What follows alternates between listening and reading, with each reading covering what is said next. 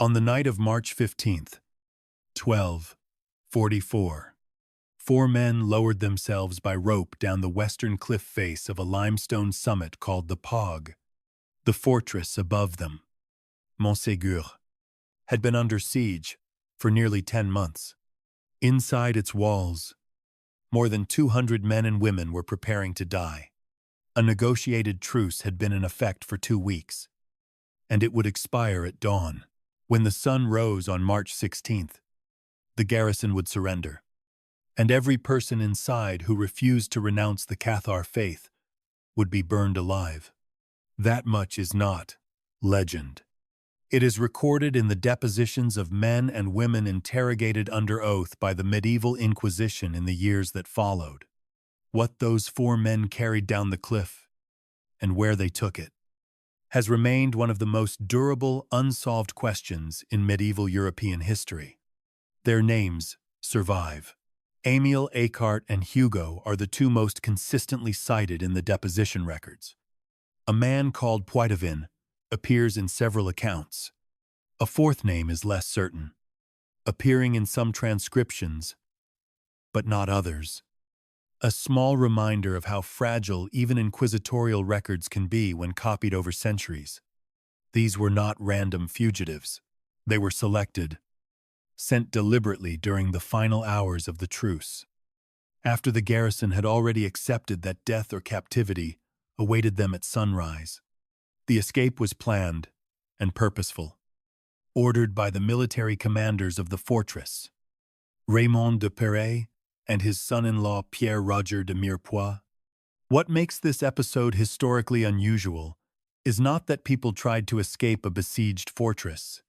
That is common enough in medieval warfare. What makes it unusual is the timing and the context. The material wealth of Montsegur, the gold and silver and coin that had accumulated over years, had already been removed months earlier. That earlier smuggling operation is also documented in the Inquisition depositions, and we will examine it in detail later. By March 1244, the money was gone. So whatever these 4 men carried into the night was not, in any straightforward sense, the treasury. It was something else, something that the Cathar leadership, facing annihilation, considered worth the risk of a near-vertical descent in darkness, down a cliff that drops several hundred meters into ravines, still choked with the remnants of winter. The Inquisition records describe the escape in functional terms. The depositions of witnesses, many given years or decades after the event, refer to the 4 men and confirm that they carried something out, but the records do not describe the object or objects in explicit detail. This absence has haunted historians for centuries and has fueled enormous speculation, ranging from the plausible to the fantastical. The most sober interpretations suggest documents, perhaps theological texts, or the institutional records of the Cathar Church. The most extravagant claim is that they carried the Holy Grail. We need to be precise about what kind of story this is. It is not a treasure hunt. It is a question about evidence, belief, institutional survival, and the gap between what a persecuted religious community valued and what later centuries projected onto them. The Inquisition was thorough, methodical, and frequently brutal, but it was also a record-keeping institution. The depositions it produced are among the most detailed primary sources we possess for the social and religious life of the Languedoc in the 13th century. When we read these records carefully, we can reconstruct a great deal about what happened at Montsegur. But we also encounter limits, places where the testimony stops, where the questions the inquisitors asked were not the questions we now wish they had asked. This account will follow the evidence as far as it goes and will be explicit about where it ends. The fall of Montsegur is one of the defining events of the Albigensian Crusade, the decades-long campaign by the northern French crown and the Catholic Church to destroy the Cathar movement in the south of France. It is a story of siege warfare, religious conviction, political opportunism, and mass killing. It is also a story about what came after. The centuries of legend building, romantic nationalism, occult fantasy, and fabrication that have encrusted the event with meanings its original participants would not have recognized. To understand what the four men carried, we first need to understand what Montsegur was, who the Cathars were, what they believed, and why a crusade was launched to destroy them. The cliff face, the four men descended, is still there. The Pog rises above the commune of Montségur in the Ariège department of modern France, a steep and imposing peak that dominates the surrounding landscape. The ruins of the fortress are visible from kilometers away, perched on the summit like a broken crown. Visitors who climb the path today find the ascent physically demanding, even in good weather and daylight. The four men made their descent at night. In March, when snow and ice would have covered parts of the rock face, they carried something with them. They succeeded. They vanished into the Sabarthès, the rugged forested region to the south, and from that point onward, the documentary trail thins to almost nothing. What was it? That question has been asked in scholarly monographs, popular histories, novels, and documentary films, and answered confidently and contradictorily by dozens of writers in half a dozen languages. We are not going to pretend that we can solve the mystery definitively. We are going to do something more difficult.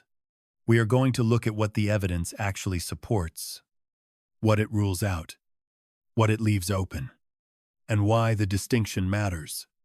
The story of the Cathar treasure is, at its core, a story about the difference between history and legend, and about what happens when a real human catastrophe is colonized by fantasy. The pyre was lit on the morning of March 16th, 1244, in a field at the base of the mountain still called the Prat dels Cremats, the Field of the Burned. More than 200 people died. Many of them had voluntarily received the consolamentum, the central Cathar sacrament, during the 15-day truce, choosing to become perfecti so they could die as full members of the faith. Whatever one thinks of Cathar theology, the courage of those who walked into the fire is beyond question. Their story deserves precision, not decoration, as the backdrop to a treasure hunt. To understand what was smuggled out of Montsegur, we first need to understand what Montsegur was and what it was not. In the popular imagination, and in much of the esoteric literature that has grown around the Cathar story, Montsegur is treated as a kind of sacred fortress, a temple castle built for mystical purposes, the Cathar equivalent of a cathedral. This is, to put it directly, a modern invention. Montsegur was a military fortification on a strategically important hilltop. It was rebuilt in the early 13th century at the request of the Cathar Church, but it was rebuilt as a defensible refuge, not as a house of worship. The distinction matters because it shapes how we interpret everything that happened there, including the treasure. The Pog, the rocky summit on which Montsegur sits, rises to roughly 1,200 meters above sea level in the foothills of the Pyrenees, in what is now the Ariège department of southern France. The name Montsegur likely derives from the Occitan for secure mountain, and the site had been fortified in some form well before the Cathar period. The castle, whose ruins are visible today, is not, in fact, the castle of the siege. The current structure dates largely from a later period, rebuilt after the Cathar fortress was partially destroyed. The layout of the 13th century fortification is debated by archaeologists, though enough is known to establish that it was a relatively modest military structure, not a grand ceremonial complex. In the early 13th century, the Cathar Church in the Languedoc was under increasing pressure. The Albigensian Crusade, launched by Pope Innocent III in 1209, had devastated the region. What began as a religious campaign rapidly became a war of territorial conquest, as northern French lords seized the lands and titles of southern nobles who had tolerated or supported the Cathars. The military phase of the Crusade was largely over by the 1230s, but the Inquisition, established in 1233, was intensifying its campaign of interrogation, prosecution, and punishment. Cathar believers were being hunted systematically. The perfecti, the ordained clergy of the Cathar faith, were primary targets. They needed places of refuge. Montsegur became the most important of those places. Around 1232, Raymond de Péreuil, the Lord of Montségur, agreed to allow the fortress to serve as the headquarters of the Cathar Church. This was not a casual arrangement. Montsegur became the seat of the Cathar bishop Guilabert de Castries, one of the most senior figures in the movement. Other perfecti gathered there, along with their families, supporters, and a military garrison. At its peak, the community on the Pog may have numbered several hundred people, living in crowded and difficult conditions on a summit that offered natural defenses, but very limited space and resources. It was a place of last resort, not a place of comfort. The perfecti who sheltered there did so because the lowlands had become too dangerous, because the Inquisition was closing in, and because the political protections they had once enjoyed from sympathetic southern lords were collapsing. The political context is essential. The Languedoc in the early 13th century was a culturally distinct region with its own language, legal traditions, and political structures. The Counts of Toulouse and the Trencavel Viscounts had governed with relative autonomy, and their territories had been notably tolerant of religious diversity. The Cathar faith had flourished in this environment for decades, gaining adherents from peasants to minor nobility. The Albigensian Crusade shattered this world. The Treaty of Montparis, in 1229, subordinated the county of Toulouse to the French crown and required its count to cooperate with the Church in suppressing heresy. The institutional framework that had allowed Catharism to exist openly was gone. Montsegur was what remained. The fortress also became a center of political resistance. The Cathar faith was intertwined with the interests of many southern noble families, and Montsegur attracted not only believers but men with military skills and grievances against the northern occupiers and the Inquisition. In May 1242, armed men from Montségur carried out the massacre of inquisitors at Avignonet, an event that shocked the Church and made Montségur a military priority. The massacre was the immediate trigger for the siege, though deeper causes lay in years of confrontation between the Cathar community and the combined forces of Crown and Papacy. The siege began in May 1243, when a royal army under Hugues des Arquis, the Sénéchal of Carcassonne, and Pierre Emile, the Archbishop of Narbonne, established a camp below the Pog. The early months of the siege were slow and inconclusive. The terrain was extremely difficult for an attacking force, and the garrison, though outnumbered, had the advantage of altitude and natural fortification. Supplies were smuggled in along mountain paths, and the besiegers struggled to establish a complete blockade. It was not until the winter of 1243 to 1244 that the military situation turned decisively against the defenders, when a group of Basque mountain troops recruited by the crusading army managed to seize the eastern Barbican, a fortified outpost on a ridge connected to the main summit. This was the turning point. With the Barbican lost, the defenders could no longer prevent the besiegers from positioning siege engines within effective range. By late February 1244, The situation inside Montsegur was desperate. The garrison was under constant bombardment. Food and water were running low. The military commanders knew that the fortress would fall. Negotiations began, and on March 1st, the terms of surrender were agreed. The garrison would be spared, provided they submitted to interrogation by the Inquisition. The perfecti and any believer who refused to abjure the Cathar faith would be handed over to the secular arm for execution, which in practice meant burning. A 15-day truce was granted, during which the garrison would remain in the fortress. This truce is one of the most debated elements of the siege. Why did the defenders request it? Why did the besiegers grant it? The most common explanation is that both sides needed time. The defenders for spiritual preparation, perhaps for the administration of the consolamentum to those who wished to receive it, and the besiegers for logistical arrangements.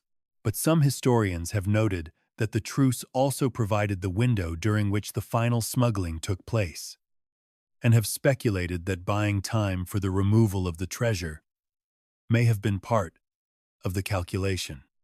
This is the fortress, then, from which the four men descended on the final night. Not a temple, not a Grail castle, a crowded, battered, besieged military refuge, home to a doomed religious community, and the remnants of a political resistance that had already failed. Whatever was carried down the cliff was carried out of this reality, not out of the romanticized version that later centuries would construct. No serious evaluation of the Cathar treasure question is possible without an honest account of what the Cathars actually believed, because the nature of the faith directly constrains what the community would have considered worth saving at the cost of human life. Much of the popular literature about Montsegur treats Cathar theology as exotic decoration. A few atmospheric details about dualism and asceticism draped over what is essentially a treasure hunt narrative. This gets the relationship exactly backward. The theology is not the decoration. It is the key. If we understand what the Cathars believed about the material world, about sacred objects, and about the nature of religious authority, the range of plausible answers to the treasure question narrows considerably. The Cathars were Christian dualists. They believed that the material world was not the creation of a good god but the work of an evil or lesser deity, a malevolent demiurge who had trapped divine spirits in corrupted physical bodies. This was not a minor theological disagreement with the Catholic Church. It was a fundamental rejection of the premise on which Catholic sacramental life was built. If the material world was evil, then the Catholic sacraments, which used material elements like bread, wine, water, and oil as vehicles of grace, were at best meaningless, and at worst, instruments of deception. The Cathars rejected baptism by water, rejected the Eucharist, rejected the veneration of the cross, rejected the entire system of material mediation between God and the human soul. Their faith was, in principle, radically anti-material. The central Cathar sacrament was the consolamentum, a laying on of hands that was understood as the transmission of the Holy Spirit directly from one believer to another, without any material intermediary. The consolamentum served multiple functions. It was the rite of ordination for the perfecti, the spiritual elite of the Cathar Church, who had committed to lives of rigorous asceticism, celibacy, and nonviolence. It was also, crucially, the rite administered to the dying, the means by which an ordinary believer could be assured of salvation at the moment of death. The consolamentum required no altar, no consecrated building, no sacred object. It required only a perfectus, or perfecta, qualified to administer it, a copy of the Gospel of John, and the presence of the Spirit. This is a theology that is structurally hostile to the accumulation of sacred relics. This does not mean that the Cathars possessed no material objects of religious significance whatsoever. They were not abstract philosophers living in a vacuum. They were a functioning church with an institutional structure, a hierarchy of bishops and deacons organized by dioceses, and a body of sacred texts and liturgical materials. The Cathar Church used books, particularly the New Testament, and surviving records indicate that copies of Scripture, especially the Gospel of John, were central to their ritual life. They also had administrative records, correspondence between bishops and deacons, and documents related to the governance of the community. These materials had practical and spiritual value. Even if the theology did not ascribe supernatural power to physical objects, scholars like Jean Duvernoy, who devoted decades to editing and analyzing the Inquisition registers of Jacques Fournier and other inquisitors, have emphasized this point. The Cathar Church was an institution, and institutions produce and depend on documentation. The registers themselves, created by the Inquisition to record the testimony of accused heretics, contain references to Cathar books, to the reading of Scripture during rituals, and to the transport of texts between communities. When we think about what might have been smuggled out of Montsegur, books and documents are the most consistent answer. It is equally important to understand what the Cathars did not venerate. They did not maintain a cult of relics. They did not collect sacred objects. They did not build shrines or consecrate physical spaces in the way that Catholic practice demanded. The idea that the Cathars would have possessed the Holy Grail is not merely unproven. It is theologically incoherent. The Grail, in its various literary incarnations, is a sacred material object. A cup, a dish, a stone, imbued with supernatural power. This is exactly the kind of thing the Cathar worldview categorically rejected. A community that refused to venerate the cross, that rejected the Eucharist because it used material bread, would have had no use for a magical cup. The Grail theory requires not only the absence of evidence but the presence of a massive theological contradiction that its proponents have never adequately addressed. There is a further complication. The Cathar movement was not monolithic. Scholars distinguish between different branches, sometimes called the absolute dualists and the mitigated dualists, who differed on the precise relationship between the evil creator and the good God. Some branches held that the two were co-equal and co-eternal, locked in permanent cosmic struggle. Others held that the evil demiurge was a fallen or subordinate creation, powerful, but not ultimate. These theological distinctions had practical implications for how different communities organized their religious life, and they caution against treating all Cathars as if they shared identical beliefs and practices. The community at Montsegur included people from various backgrounds, and possibly from different theological traditions within the broader Cathar movement. What we can say with reasonable confidence is this: the Cathar faith was a religion of the word, not of the object. Its central spiritual acts were preaching, reading, Scripture, and the laying on of hands. Its institutional life depended on texts, on trained clergy, and on networks of believers who sheltered and supported the perfecti.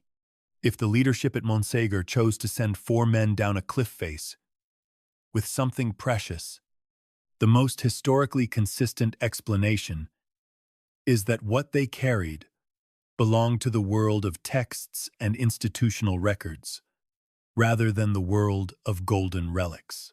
This does not make the smuggling less significant. In many ways, it makes it more so. The Cathar Church was being systematically destroyed. Its clergy were being hunted, interrogated, and killed. Its books were being confiscated and burned. If the leadership chose, in its final hours, to preserve texts or records. That choice would represent an act of institutional defiance, an attempt to ensure that something of the faith survived, even if the people who held it did not. This theological context will be essential when we return to the question of the treasure in later sections. Every theory must be measured not only against the documentary evidence from the Inquisition depositions, but against the internal logic of the faith itself. What would the Cathars have considered irreplaceable? What would they have risked everything to save? The answer that emerges from their own theology is not gold, and it is not a relic. It is knowledge. The army that arrived beneath Montsegur in May 1243 was not a single unified force, but a coalition assembled from several sources. And its composition tells us something about the political stakes of the siege. The military commander was Hugues des Arcis, Seneschal of Carcassonne, representing the authority of the French crown. The ecclesiastical authority was Pierre Amiel, the Archbishop of Narbonne, whose presence underscored that this was as much a religious operation as a military one. Supporting them were contingents from various lords, both northern and local, along with a body of clergy, whose role was to manage the spiritual dimensions of the campaign, the identification of heretics, the administration of oaths, and the eventual processing of prisoners. Estimates of the besieging force vary, but most historians place it at several thousand men, considerably outnumbering the garrison of Montségur, which probably comprised between 300 and 400 people, including fighters, perfecti, ordinary believers, and support personnel. The early months of the siege were marked by frustration on the part of the attackers. The Pog is a formidable natural defensive position. The summit is accessible only by steep and narrow paths, and the surrounding terrain, deeply forested and cut by ravines, made it difficult to establish a tight cordon. The garrison, though limited in number, knew the ground intimately and could use the mountain's features to defend approaches that would have been treacherous for any attacking force to negotiate under fire. Supplies continued to reach the fortress through mountain paths, carried by local sympathizers who knew the landscape far better than the northern troops. The siege, in its early phase, was more of a containment operation than an assault. The besiegers controlled the lower ground but could not effectively close the mountain. This situation changed gradually over the summer and autumn of 1243 as the besieging army grew in size and improved its positions. New contingents arrived, and the cordon around the Pog tightened. The critical tactical problem for the besiegers was the Eastern Barbican, a fortified outpost on a narrow ridge called the Roc de la Tour, which was connected to the main summit, and gave the defenders a secondary defensive position from which they could threaten any approach from that direction.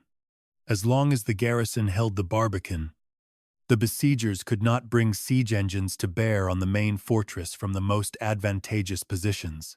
The Barbican was the strategic key, and both sides knew it. The turning point came in the winter of 1243 to 1244. The besieging army recruited a company of Basque mountaineers, men accustomed to moving through difficult alpine terrain, and tasked them with scaling the cliffs to seize the Barbican. The accounts of this operation, though they vary in detail, consistently describe it as a feat of extraordinary daring. The Basques climbed the rock face at night, in winter conditions, and took the Barbican by surprise. The exact date is debated, but most sources place it in late December 1243 or January 1244. The loss of the Barbican was a catastrophe for the defenders. With the eastern ridge under enemy control, the besiegers could now position trebuchets and other siege engines close enough to bombard the main fortress directly. The bombardment that followed was sustained and devastating. Stones rained onto the confined summit, destroying shelters and killing or wounding defenders. The physical conditions inside the fortress deteriorated rapidly. It is worth pausing to consider daily life on the Pog during these final months. The fortress was not large. Archaeological assessments suggest the enclosed area was modest, probably no more than a few hundred square meters of usable space. Into this were crowded several hundred people, soldiers, perfecti, their families, the sick, the wounded. Provisions were dwindling. Water had to be collected from cisterns under increasingly dangerous conditions. The bombardment made movement perilous. The perfecti, maintaining their ascetic disciplines even under siege, continued to pray and administer the consolamentum. The military men continued to fight. But by February 1244, everyone understood that the end was approaching. It was in this context that the negotiations for surrender began. The terms, as recorded in multiple sources, were stark. The military garrison, the soldiers and their families, would be allowed to leave alive, provided they presented themselves before the Inquisition, confessed their involvement with heresy, and performed whatever penance was imposed. The perfecti and any believer who refused to renounce the Cathar faith would be handed over to the secular authority for execution. In medieval legal parlance, this meant being relaxed to the secular arm, a euphemism for burning at the stake. The terms were agreed around March 1st, and a 15-day truce was established, to expire on March 16th. The truce itself is one of the most debated features of the siege. From the defender's perspective, the most commonly cited reason for requesting it was spiritual preparation. The perfecti needed time to put their affairs in order, and ordinary believers, who wished to receive the consolamentum before the end, needed time to prepare for the sacrament and for the death that would follow. The consolamentum, when received by someone who was not on the point of death, imposed the obligations of the perfecti: absolute celibacy, strict dietary restrictions, and a commitment to non-violence. Taking the consolamentum was, in effect, a commitment to die rather than abjure. During the 15 days of the truce, a significant number of people inside the fortress chose to receive it, including some who had not previously been part of the Cathar clergy. This was a remarkable and deeply deliberate act of faith. From the besiegers' perspective, the truce was also useful. It allowed time for the construction of the pyre and the logistics of processing prisoners. Some historians argue that the besieging commanders were confident enough in their position that they could afford to wait, and that allowing the truce was a calculated gesture that cost them nothing. The garrison was trapped. There was nowhere to go, except, as it turned out, down the cliff face in the dark. The truce also provided the window for the final smuggling operation. The military commanders of Montsegur, Raymond de Pirey and Pierre Roger de Mirepoix, used the time to organize the escape of the 4 men. This was done with the knowledge of the community, or at least with the knowledge of its leadership. The decision was deliberate, carried out under the noses of the besieging army, while the truce held. That the besiegers apparently did not detect or prevent the escape suggests either that their cordon had gaps, particularly on the steep western face, or that the 4 men were skilled enough to evade detection in the winter darkness. In either case, the escape succeeded. The men vanished. And on the morning of March 16th, the truce expired, and the reckoning began. One of the most common errors in popular accounts of the Cathar treasure is the conflation of 2 separate events into a single dramatic episode. The romantic version of the story presents the escape on the night of March 15th as the moment when the treasure was spirited away from the doomed fortress. But the Inquisition depositions tell a more complicated and more revealing story. There were two distinct smuggling operations, separated by months, involving different people, different destinations, and almost certainly different kinds of cargo.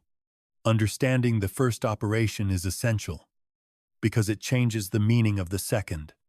The earlier removal of wealth from Montsegur is documented in the depositions of several witnesses interrogated by the Inquisition in the years after the fall.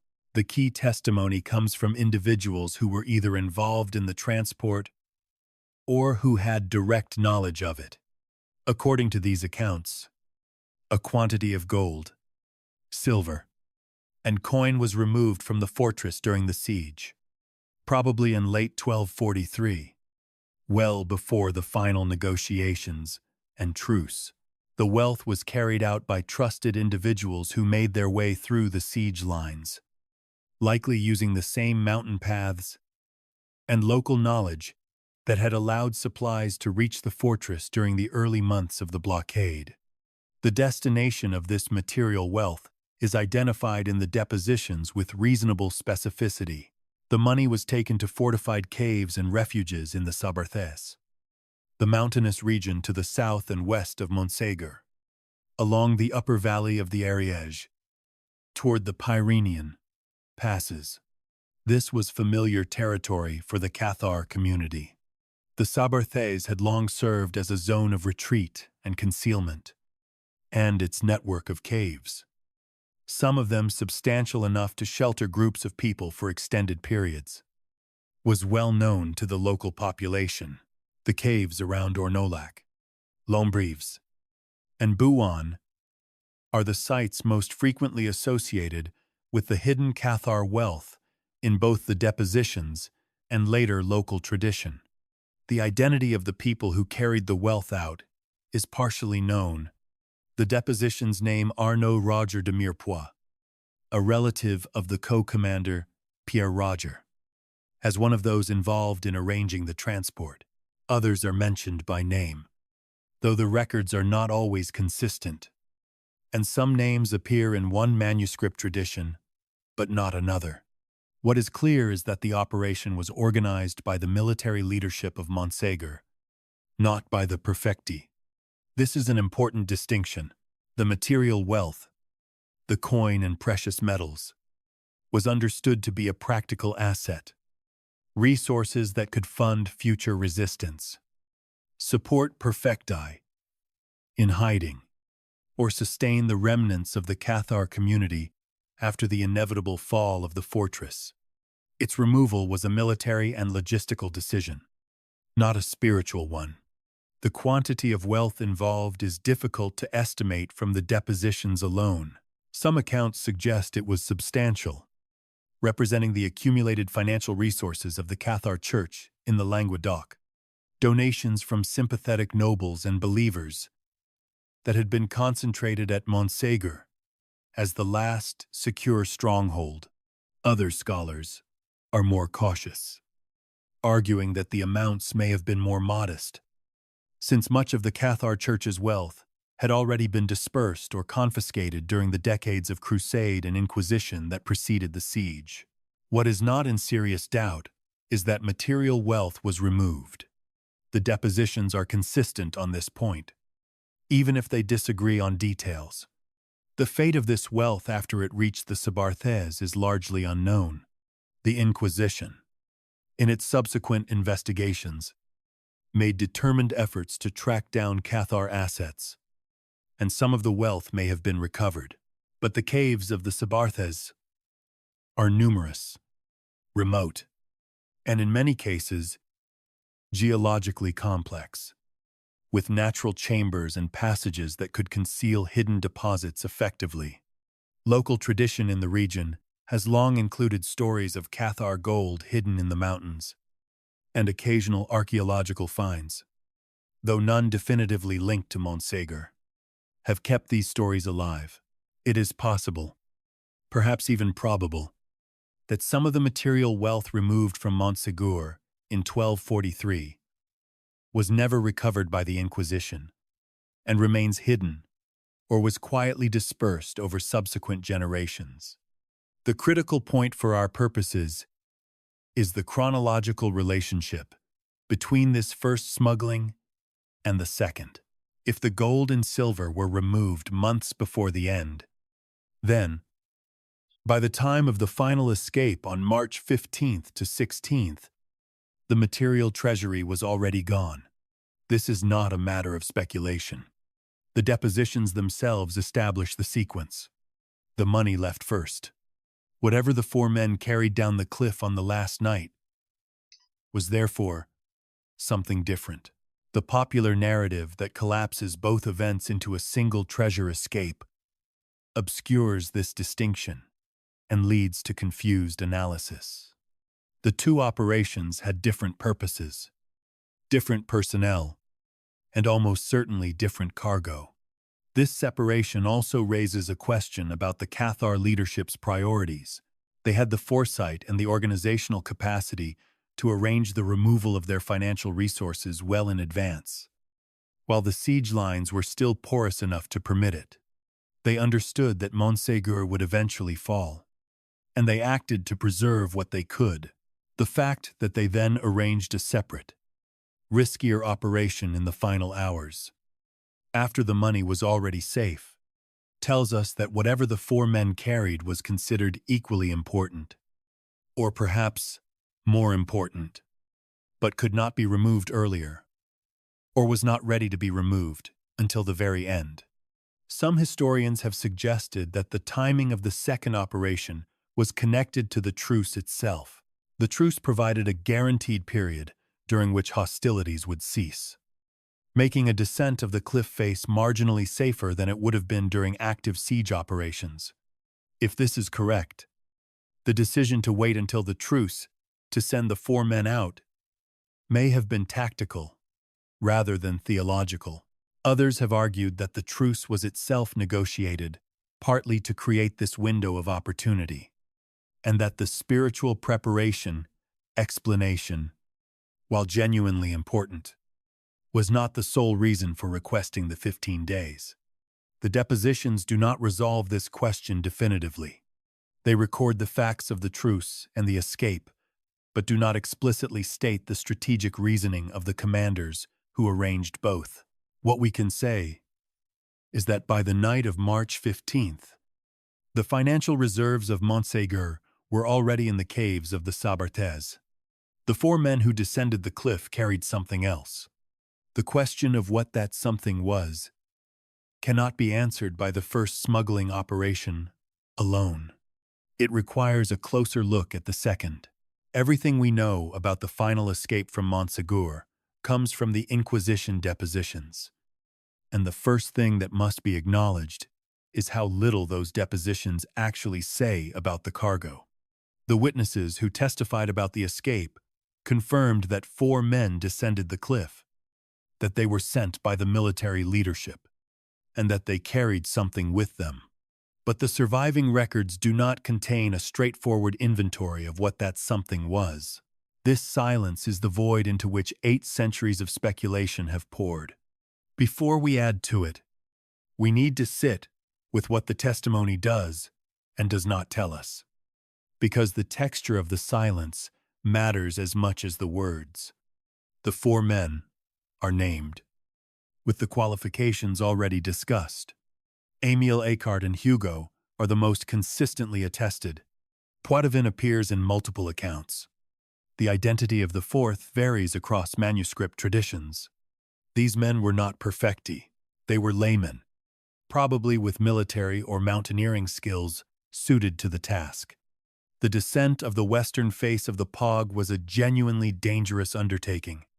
The cliff drops steeply, and in March, with ice and loose scree, a nighttime descent with ropes would have required physical ability, nerve, and knowledge of the route.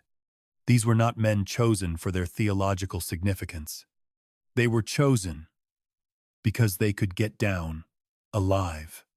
The timing of the escape is also significant. It took place during the final night of the truce. after which the garrison would surrender and the perfecti would be handed over for execution.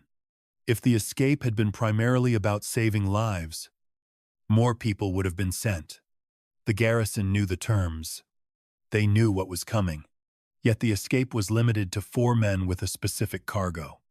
This selectivity implies a mission, not a general evacuation. The 4 men were sent to accomplish a particular task, to deliver something to a particular destination, and the preservation of the cargo was the priority, not the preservation of additional personnel. The depositions use language that scholars have debated for generations. The Latin and Occitan terminology, employed by the witnesses and transcribed by the inquisitorial scribes, refers to the men carrying or taking away certain items, but the phrasing is vague enough to accommodate multiple interpretations. Some scholars have read the testimony as referring to physical objects of relatively small size, things that could be carried by men, descending a cliff face with ropes. Others have argued that the language could encompass documents, manuscripts, or bundles of parchment.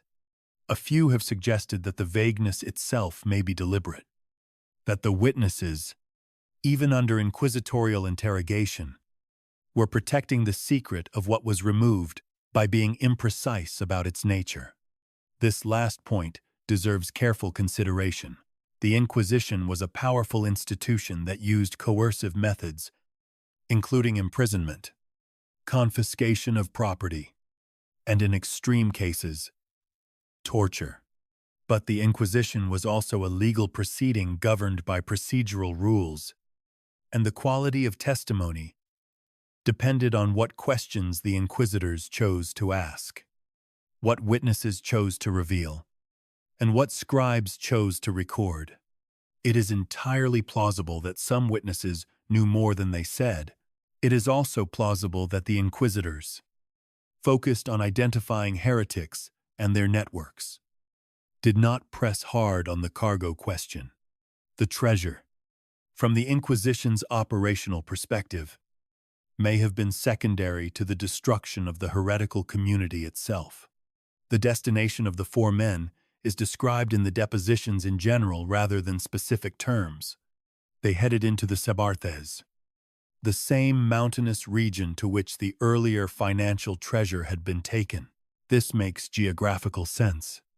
The Sabarthès offered terrain that was difficult to patrol and rich in natural hiding places.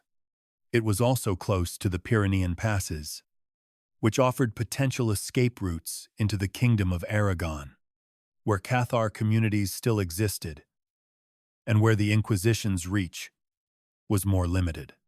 Whether the 4 men ultimately remained in the Sabarthès, crossed the mountains, or made their way to other Cathar refuges is not recorded.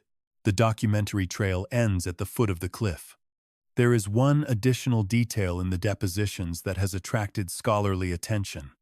Some accounts mention that the men who escaped were promised rewards, either financial or in the form of land, for their service. This is sometimes interpreted as evidence that the mission was considered extraordinarily important by the leadership. Raymond de Perret and Pierre-Roger de Mirepoix were facing the destruction of everything they had fought to defend. If they promised future rewards to the 4 men, it implies that they believed the mission would matter beyond the fall of Montsegur, that whatever was being removed would have continuing value for the surviving Cathar community. This is consistent with the hypothesis that the cargo included institutional records, theological texts, or other materials essential to the continuity of the faith. It is also worth noting what did not happen. The Inquisition, in its subsequent years of operation across the Languedoc, conducted extensive investigations into the remnants of the Cathar movement. Inquisitors interrogated hundreds of people, tracked fugitive perfecti across southern France and into Lombardy, and confiscated property and documents wherever they found them. Yet there is no record of the Inquisition recovering the specific cargo removed from Montségur on the night of March 15th. If the 4 men had carried gold or silver, And if that gold had been found, we would expect some reference to its recovery in the inquisitorial records. The absence of such a reference does not prove that the cargo was not financial, but it does suggest that whatever was removed was either successfully hidden, dispersed, or of a nature that did not leave the kind of trace that recovered treasure would. The gap between what the depositions tell us and what we want to know is frustrating, and it has been filled by centuries of imaginative reconstruction. But frustration is not a license to fabricate. The honest assessment of the second smuggling operation is this: 4 men carried something out of a doomed fortress, on the orders of its commanders, at a moment when saving material wealth would have been redundant because the money was already gone. They went into the mountains and disappeared from the documentary record. The most likely cargo, given the theology of the faith, the prior removal of financial assets, and the logistical constraints of a cliff descent, was documents, texts, or objects related to the institutional and spiritual life of the Cathar Church. That is the conclusion the evidence supports. Everything beyond it is hypothesis. The truce expired at dawn on March 16th, 1244. The terms of the surrender required the garrison to hand over every person who refused to renounce the Cathar faith, and the machinery of execution had been prepared in advance. At the base of the Pog, in a field that the Occitangent-speaking population of the region would come to call the Prat dels Cremets, a large enclosure of wooden stakes and kindling had been constructed. The exact configuration is not described in detail by any surviving source, but the scale was clearly substantial enough to accommodate more than 200 people. This was not a single stake and pyre of the kind depicted in many medieval illustrations. It was a mass execution site, purpose-built for the occasion, and its construction during the truce period was one of the practical tasks the besieging army had used the 15 days to complete. The number of people who died in the burning is estimated at between 210 and 225, depending on which sources are followed and how the count is constructed. The precision of the number is itself uncertain, because the records of the time do not provide a single authoritative census. What is not uncertain is the scale. This was one of the largest single mass executions of the Albigensian Crusade, and one of the largest in the broader history of medieval heresy persecution. The victims included men and women, clergy and laity, people who had been perfecti for years, and people who had received the consolamentum only days earlier during the truce. The decision of ordinary believers to take the consolamentum during the truce, knowing that it meant certain death, is one of the most striking features of the Montsegur story, and one that deserves to be understood on its own terms rather than romanticized. The consolamentum, when received outside the context of imminent natural death, imposed the full obligations of the perfecti: absolute celibacy, a strict vegetarian diet excluding all animal products, a commitment to non-violence, and a life dedicated to prayer, preaching, and service to the faith. In normal circumstances, taking the consolamentum was the beginning of a demanding spiritual vocation. At Montségur, it was the beginning of a walk to the fire. The people who chose this knew exactly what they were choosing. They were not swept up in mass hysteria. They were making a deliberate theological commitment, declaring their allegiance to the Cathar faith in its most absolute form at the moment when that declaration carried the ultimate price. Historians have debated the motivations behind these last-minute consolamenta. Some scholars, particularly those sympathetic to the Cathar movement, interpret them as acts of profound spiritual courage, evidence of genuine belief so deep that death was preferable to renunciation. Others have raised the possibility that social pressure played a role. that within the enclosed and intensely communal environment of the besieged fortress, the expectation to demonstrate solidarity may have influenced some decisions. It is also possible that despair contributed, that some people, facing a future of imprisonment, interrogation, and penances that could include confiscation of all property and permanent wearing of the yellow cross, preferred a clean death among their community to a degraded survival under inquisitorial supervision. These motivations are not mutually exclusive, and the depositions do not provide enough interior psychological detail to resolve the question definitively. What the sources do record is the procession. On the morning of March 16th, the condemned were led from the fortress down the path to the field below. Some accounts describe them as walking calmly, even willingly, toward the enclosure. The military garrison, having accepted the surrender terms, watched from the fortress or from positions along the route. The prefecti, who had led the community through the siege, who had administered the consolamentum to the dying and the despairing, walked with those they had prepared for this moment. There is no record of significant resistance or of any last-minute attempt at escape by the condemned. The truce had been honored on both sides, and now its terms were being fulfilled. The burning itself was rapid and terrible. When a large number of people were placed within an enclosure of dry timber, and the fire was set, the heat and smoke would have caused death relatively quickly, though not instantaneously. The suffering was real and should not be minimized. The people who died at the Prat dels Cremats died for their beliefs, and the manner of their death was the standard punishment prescribed by medieval law for obstinate heresy. It was not unusual in its method, only in its scale. The aftermath of the burning was immediate and practical. The surviving garrison, those who had agreed to abjure, were processed by the Inquisition. They were interrogated, required to confess their involvement with heresy, and assigned penances.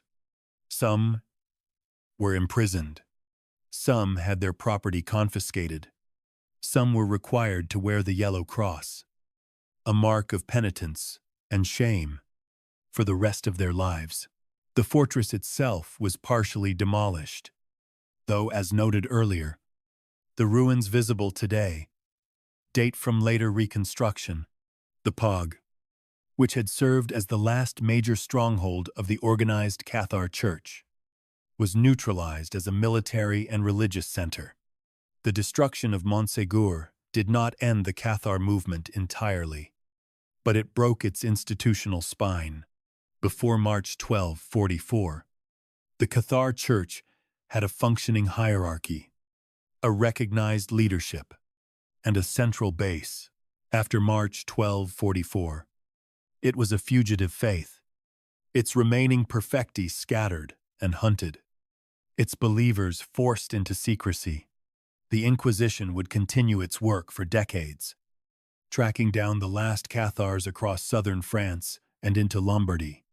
The last known perfectus in the Languedoc, Guillaume Bélibaste, was captured and burned in 1321.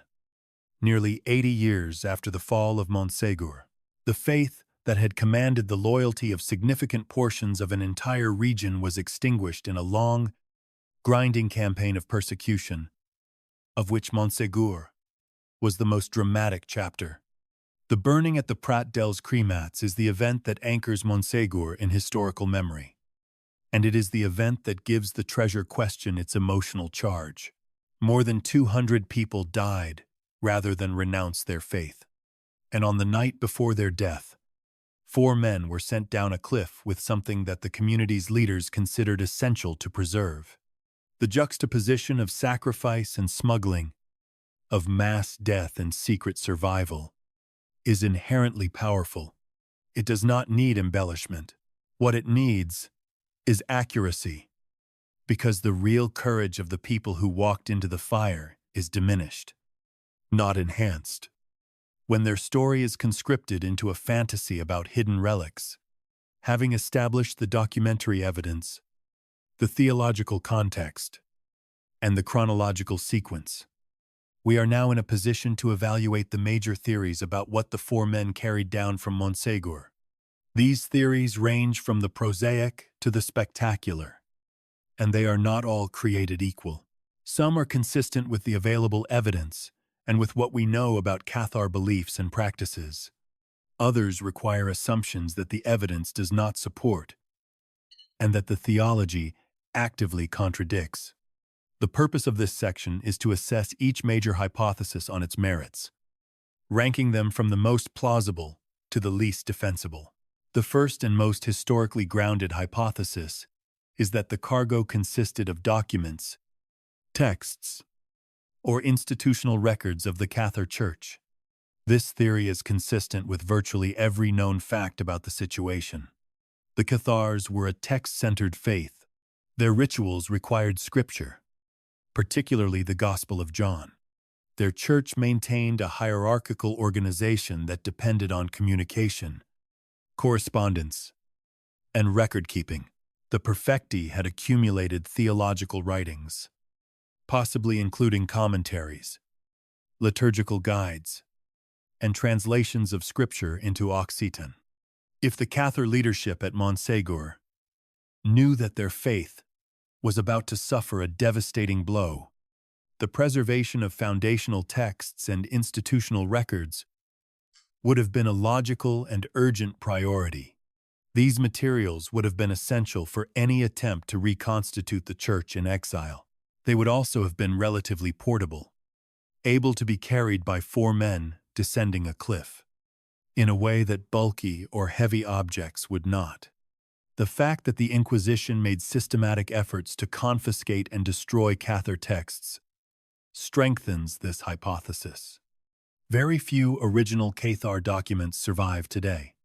The most important surviving Cathar text, a ritual manuscript now held in Lyon, is one of only a small number that escaped the Inquisition's campaign of destruction.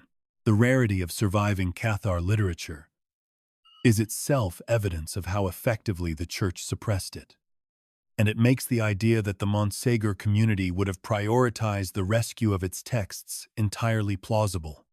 Scholars such as Jean Duvernoy and Michel Roquebert, who have done the most rigorous work on the Inquisition registers and the history of the siege, have generally favored some version of this hypothesis, though they differ on the specifics. The second hypothesis is that the cargo consisted of remaining material wealth, a final cachet of gold or coin that had not been included in the earlier removal. This cannot be entirely ruled out. It is possible that some financial reserves were held back, perhaps as payment for the men who would carry out the escape, or as a final emergency fund. The depositions mention promises of reward to the four men, which could imply that the cargo included some financial component. However, this hypothesis faces the problem of redundancy. If the primary financial reserves had already been successfully removed months earlier, the urgency and risk of a separate operation for a smaller remaining cache would have been harder to justify. The commanders might have simply distributed any remaining coin among the garrison before the surrender. The argument for a purely financial cargo is not impossible, but it is weaker than the argument for documents. A third hypothesis, sometimes advanced in more popular treatments, is that the cargo included specific sacred objects, perhaps a copy of the Gospel of John used in the administration of the consolamentum, or a ritual text with particular spiritual authority. This is a narrower and more specific version of the document hypothesis, and it has some appeal. If the Cathar community at Montsegur possessed a text or object that was considered uniquely authoritative, not just a copy of Scripture, but the copy, the one used by the bishop, the one associated with the founding of the community, its preservation might have warranted a dedicated operation. This hypothesis is speculative, but not unreasonable. Given what we know about how religious communities invest particular objects with institutional significance, even when their theology does not require it. The fourth hypothesis is the one that has generated the most public attention and the least scholarly support. The idea that the four men carried the Holy Grail. This theory was not proposed by any medieval source. It originated in the 19th and early 20th centuries as part of a broader process of mythologization that we will examine in detail in the next section. The Grail hypothesis requires multiple unsupported assumptions, each of which weakens its credibility. It assumes that the Grail exists as a physical object, a claim for which there is no evidence. It assumes that the Cathars possessed it, a claim that contradicts their theology. It assumes that a community that rejected material sacraments and the veneration of relics would have treated a physical cup or dish as supremely sacred, an assumption that is internally incoherent, given everything we know about Cathar belief. And it assumes a chain of custody from biblical times to 13th century Languedoc for which no documentary evidence exists. The Grail theory is not just unproven, it is the kind of hypothesis that requires ignoring the available evidence rather than following it. There are subsidiary theories that deserve brief mention. Some writers have suggested that the treasure was a secret gospel or apocryphal text containing teachings suppressed by the Orthodox Church. This is a more sophisticated version of the document hypothesis, but it lacks specific evidentiary support. The Cathars are known to have used certain apocryphal texts, including the Interrogatio Iohannis, but there is no evidence that they possessed a unique or unknown text that would have been unavailable elsewhere. Others have speculated about a map to further hidden treasures, about a genealogical record connecting the Cathars to early Christianity, or about symbolic or ritual objects whose nature we cannot reconstruct. These theories multiply assumptions without adding evidence, and they belong firmly in the category of speculation rather than historical analysis. The honest evaluation, then, looks like this. The most probable explanation is that the four men carried documents, theological texts, institutional records, perhaps liturgical materials essential to the continuation of the faith. A smaller financial component is possible, but less likely, as the primary cargo, sacred objects of institutional rather than supernatural significance remain conceivable. The Holy Grail, secret gospels of unknown provenance, and mystical relics have no evidentiary basis and are contradicted by the faith of the people who supposedly possessed them.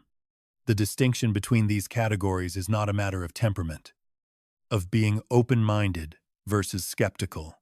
It is a matter of method, of whether we follow the evidence or abandon it in favor of a better story. The transformation of Montsegur from a historical site into a mythological one did not happen in the medieval period. It happened in the 19th and 20th centuries, and it happened for reasons that had very little to do with the Cathars themselves and a great deal to do with the cultural needs and obsessions of the people who reinvented their story. Tracing this process of myth-building is not a digression from the treasure question. It is essential to understanding why the question is so often asked in the wrong terms. The Grail theory, the bloodline theory, the secret gospel theory, all of these have specific points of origin, identifiable authors, and traceable motivations. They did not emerge from the Middle Ages. They were manufactured by modernity. The first and most consequential figure in the mythologization of Montsegur was Napoléon Peyrat, a Protestant pastor and historian who published his multi-volume Histoire des Albigeois in the 1870s. Peyrat was a genuine researcher who consulted primary sources. But he was also a passionate romantic nationalist, deeply invested in the idea that the Cathars represented an authentic, indigenous spiritual tradition of southern France that had been crushed by northern aggression and papal tyranny. His history is a mixture of real scholarship and inventive embellishment. And the problem is that later writers often could not tell which was which. Peyrat was the first to describe Montsegur as a temple of the Cathar faith, to invest it with solar and mystical symbolism, and to suggest that what was smuggled out was something far more significant than money or documents. His language elevated Montsegur from a military fortress to a sacred mountain, and that elevation has shaped popular perception ever since. Peyrat drew on local oral traditions, and this is where the historiographical problem becomes particularly difficult. The Ariège region did preserve folk memories of the Cathars, stories passed down through generations in a region where the trauma of the Crusade and the Inquisition left deep cultural scars. Some of these traditions may contain genuine echoes of medieval experience, but oral tradition is also plastic, subject to distortion, elaboration, and contamination over centuries. Distinguishing between authentic folk memory and later accretion is extremely difficult, and Peyrat did not always make the effort. His willingness to treat local legend as though it carried the same weight as documentary evidence created a foundation on which later, more extravagant myth builders could construct their fantasies. The late 19th and early 20th centuries saw the rise of occultist movements across Europe, and the Cathar story proved irresistible. Figures like Josephine Péladan, the French occultist and self-proclaimed Rosicrucian Grand Master, incorporated the Cathars into elaborate mystical genealogies, connecting medieval heresies to ancient mystery, traditions, and Gnostic sects. The Cathars, in this framework, were bearers of a secret tradition, stretching back to the earliest days of Christianity, or further. This reading required creative interpretation and very little engagement with actual Cathar texts, but it proved enormously influential in shaping popular imagination. The most notorious chapter in the Montsegur myth came with Otto Rahn, a young German writer who traveled to the Languedoc in the early 1930s and published Kreuzzug gegen den Grail, Crusade Against the Grail. In 1933, Rahn explicitly linked Montsegur to the Grail legend, arguing that Wolfram von Eschenbach's Parzival, the great medieval Grail romance, was based on the Cathar story, and that Wolfram's Grail castle, Montsalvage, was a fictionalized version of Montségur. Rahn's argument was built on a series of etymological speculations, geographical parallels, and literary readings that have not withstood scholarly scrutiny. There is no evidence that Wolfram had any connection to the Cathars, and the timeline does not support the identification. But Rahn's book was vivid and passionate, and it caught the attention of a readership primed to see medieval history through a lens of mystical nationalism.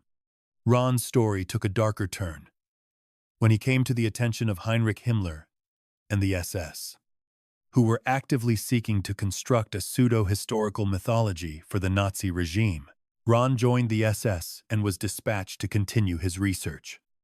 Though the relationship between his early Romanticism and his later involvement with the Nazi apparatus remains a subject of biographical debate. Some writers have portrayed Rahn as an idealistic seeker who was co-opted by a regime he did not fully understand. Others argue that his mystical nationalism was always compatible with the broader ideological currents that fed Nazism. In either case, the association between the Cathar treasure quest and the Nazi occult apparatus cast a long and disturbing shadow over the Montsegur legend, one that persists in popular culture to this day. After the war, the Montsegur myth continued to evolve. Fernand Niels' Le Trésor Cathar, in the 1960s, approached the subject with more archaeological rigor, but still entertained the treasure hypothesis.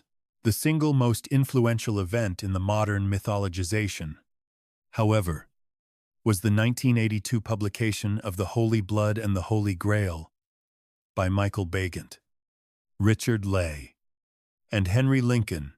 This international bestseller wove the Cathars into an elaborate conspiracy involving the bloodline of Jesus Christ, the Priory of Sion, the Knights Templar, and the Merovingian dynasty. The Cathar treasure, in this framework, was proof of the divine bloodline, a secret so explosive that the Church had launched a crusade to suppress it. The Holy Blood and the Holy Grail was built on a foundation of forged documents, particularly the so-called Priory of Sion dossiers, planted in the Bibliothèque Nationale by Pierre Plantard, a French fantasist and convicted fraudster. The forgery has been thoroughly documented by scholars and journalists, but the book's influence was enormous, spawning an entire industry of imitation and elaboration, the most commercially successful of which was Dan Brown's The Da Vinci Code in 2003. Through this chain of transmission, from Peyrat's romantic history to Ron's Grail quest to the Priory of Sion hoax to mass-market fiction, the Cathar treasure was transformed from a genuine historical question into a piece of modern mythology that bears almost no relationship to the medieval evidence. Each link in this chain can be dated, attributed, and evaluated. Peyrat wrote in the 1870s. The occultists worked in the 1890s and 1900s. Ron published in 1933. Plantard forged his documents in the 1950s and 1960s. Bagant, Lee, and Lincoln published in 1982. Brown published in 2003. The Grail theory about Montsegur is not ancient. It is not traditional. It is a modern construction with a traceable genealogy. And knowing that genealogy is essential to separating what the medieval sources actually tell us from what the modern imagination has projected onto them, we have now followed the story of the Cathar treasure, from the Inquisition, depositions, through the siege, the smuggling, the pyre, the competing hypotheses, and the centuries of myth-building. It is time to draw the threads together and state plainly what the evidence supports, what it leaves unresolved, and what it does not support at all. The purpose of this final section is not to produce a dramatic revelation or a satisfying narrative closure. It is to give you, the viewer, a clear and honest map of where things stand, so that the next time you encounter a claim about Montségur, you will know how to evaluate it. The established historical record tells us the following. Montsegur was besieged from May 1243 to March 1244. The fortress served as the last major stronghold of the organized Cathar Church. Material wealth, gold, silver, and coin, was smuggled out during the siege, months before the final surrender, and taken to caves in the Sabarthès region. 4 men descended the cliff face on the night of March 15th to 16th, 1244, carrying something that the military and religious leadership considered important enough to warrant a dangerous escape during the truce. Over 200 Cathars were burned at the Prat dels Cremats on March 16th. The Cathar Church, as an organized institution, was effectively destroyed, though individual perfecti and believers survived for decades in increasingly precarious circumstances. These facts are attested by multiple Inquisition depositions and are not seriously disputed by any credible historian. The disputed interpretations concern the nature of the cargo and the purpose of the truce. On the cargo, the depositions confirm that something was removed, but do not describe it explicitly. The scholarly consensus leans toward documents, theological texts, or institutional records. This interpretation is consistent with the prior removal of financial wealth. With Cathar, theology. With the logistical constraints of a cliff descent. And with the Inquisition's failure to recover the cargo, some scholars allow for a small financial component, or for objects of institutional significance. The precise content remains unknown. On the truce, the most accepted explanation is that it served spiritual purposes, allowing believers to receive the consolamentum. Some historians argue it also created a window for the final smuggling operation. The besiegers likely agreed, for their own logistical reasons. The layer of legend and speculation is extensive and well documented in its own right. The identification of Montsegur with the Grail castle originated with Napoléon Peyrat in the 1870s, was elaborated by occultists in the early 20th century, was given its most influential expression by Otto Rahn in 1933, and was woven into a global conspiracy narrative by the Holy Blood and the Holy Grail in 1982, and its successors. The claim that the Cathars possessed the Holy Grail has no basis in any medieval source, contradicts the documented theology of the Cathar faith, and depends on a chain of modern authors whose methods have been repeatedly critiqued by professional historians. The same applies to theories involving the bloodline of Christ, secret gospels of unknown provenance, and mystical relics. These theories are modern inventions with traceable genealogies. They tell us a great deal about the cultural anxieties and spiritual appetites of the 19th and 20th centuries. They tell us nothing reliable about what happened at Montségur in 1244. Why does this matter?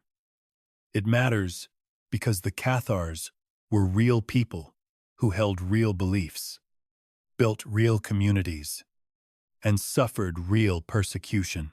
More than 200 of them chose to die rather than renounce their faith. And that act of collective courage is one of the most remarkable episodes in the history of religious dissent in Europe. When the Cathar story is reduced to a treasure hunt, when Montsegur becomes a set piece in a Grail romance or a conspiracy thriller, the human reality of what happened is obscured. The perfecti who walked into the fire were not characters in an adventure story. They were men and women who believed that the material world was a prison, and that the consolamentum was the key to spiritual liberation. And they died for that belief. Their story has an integrity that does not require embellishment with golden cups and secret bloodlines. It also matters because the myth of the Cathar treasure has been used to serve agendas ranging from romantic nationalism to occultism to political manipulation. Most disturbingly in the case of Rahn and the Nazi appropriation of the legend. When historical events are detached from their evidentiary foundations and turned into vehicles for modern fantasies, they become available for exploitation by anyone with a compelling narrative. The discipline of distinguishing between what we know, what we dispute, and what we have invented is not just an academic exercise. It is a civic one. The Cathar treasure remains, in the strict sense, an open question. We do not know exactly what the four men carried, and we may never know. The documentary record has limits, and those limits are real. But an open question is not an invitation to fill the gap with whatever answer is most entertaining. The evidence points toward documents or texts. The theology supports this interpretation. The chronology supports it. The silence of the Inquisition about any recovered cargo is consistent with it. Beyond this, we are speculating, and the honest thing to do is to say so. The Pog still stands above the village of Montsegur. The ruins on its summit are visited by thousands every year, some drawn by historical curiosity, some by spiritual seeking, some by the persistent romance of the treasure story. The field where the burning took place is marked by a memorial stele. If the four men did carry texts or records into the mountains of the Sabarthès, those materials have never been found. Perhaps they were destroyed in the years that followed, lost to damp, to fire, to the dissolution of the fugitive communities that might have preserved them. Perhaps they survive somewhere, in a cave or a forgotten archive. That is a genuine possibility, not a fantasy, but it is one that requires patience rather than invention. The story of Montsegur is complete without a treasure. It is complete in the courage of the condemned, in the desperation of the siege, in the tenacity of a faith that the most powerful institutions in Christendom spent a century trying to destroy. If something further is ever found, it will be evaluated on its merits, as evidence, not as legend. Until then, the most respectful thing we can do for the people who lived and died on that mountain is to tell their story as honestly as the sources allow.